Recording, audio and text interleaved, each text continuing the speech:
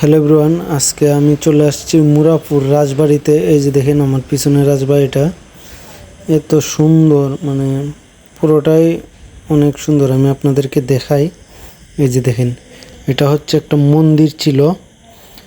আর এই যে দেখুন, এটা হচ্ছে একটা গেট, মানে বাড়ির গেট। গেটটাও কিন্তু 3 তলা। এই যে দেখেন, আমি দেখাই আপনাদেরকে গেটের উপরে কোন দিক দিয়ে উঠে। এই যে দেখেন সিঁড়ি, এদিক দিয়া এই যে গেটের উপরে উঠে। এই যে দেখেন 1তলা, ওই যে 2তলা নিচে তো আছে, উপরে 2তলা। এই যে এদিকে বসার জায়গা, পুকুর, মানে এত সুন্দর লাগতেছে।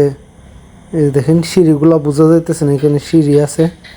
এই যে দেখেন রাজবাড়ির সামনে তো পুকুর একটা তাকেই। আর এই জায়গার মধ্যে সবচেয়ে ভালো লাগছে আমার এই গেটটা।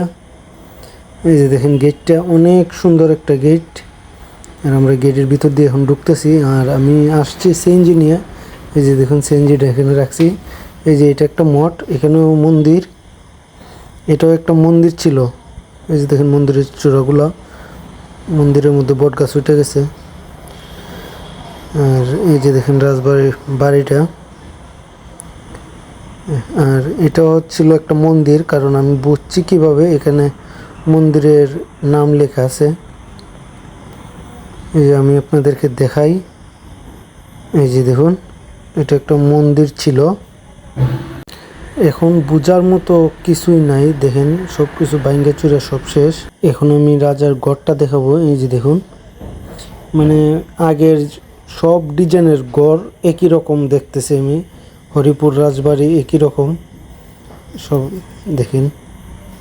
আর মুরাপুর রাজবাড়িও একই রকম, কারণ সব আগে তো এত ডিজাইন ছিল না, তাই সবগুলা বাড়ি একরকম ডিজাইন। সামনাটা দেখেন, ভিতরে দৃশ্যগুলা সবগুলাই একরকম।